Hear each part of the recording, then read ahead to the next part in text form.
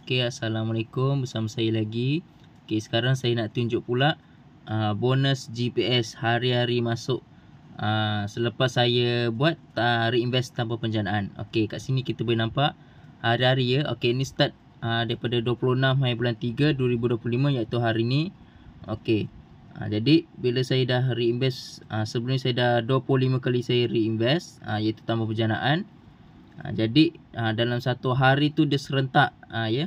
Satu hari tu nampak, satu hari tu dia serentak 25 kali yang saya tambah penjanaan, 25 kali lah. Dalam satu hari tu dia serentak bagi dan bagi lagi. Alhamdulillah, syukur sangat-sangat. Okey. You all semua boleh nampak ya, dekat sini nampak tu. GPS bonus, bonus harian sentiasa masuk tanpa gagal. Wow. MMC memang the best lah. Okey. Ini adalah 26 hari bulan 3. Jadi saya tunjukkan yang semalam pula. Semalam pun ada juga ya semalam. Okey. Ini yang semalam punya. Okey. Ini adalah semalam punya. Nampak? 25 hari bulan 3. 25 kali saya tambah penjanaan. Jadi dia serentaklah 25 kali. Nampak tak? Yang semalam punya. Wow. Bertambah. Masya Allah. Masya Allah, tabarakallah. Nampak tak you all? Wow. Terbaik. Nampak tak? Okey, ini adalah semalam. Saya tunjukkan kemarin pula. Kemarin pun ada juga. Ya, ada juga. Alhamdulillah.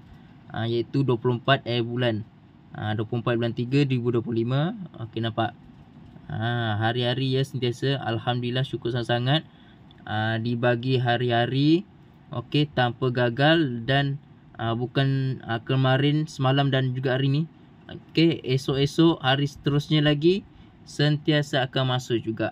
Nampak? Okey, ini adalah 23 pula. Ini yang semalam je lagi tu. 23 hari bulan 3. Nampak tak? Ada lagi masuk. Masya Allah. Best sangat-sangat bila kita buat reinvest tanpa penjanaan. Bila tambah penjanaan, kita dapat balik modal campur untung. Okey. Itulah yang the bestnya dekat platform MMC ni. Kita dah jumpa tempat yang betul.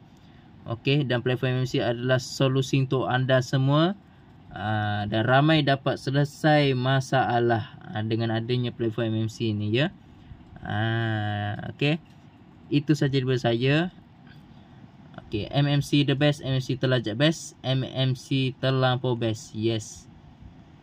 Itu saja daripada saya. Assalamualaikum.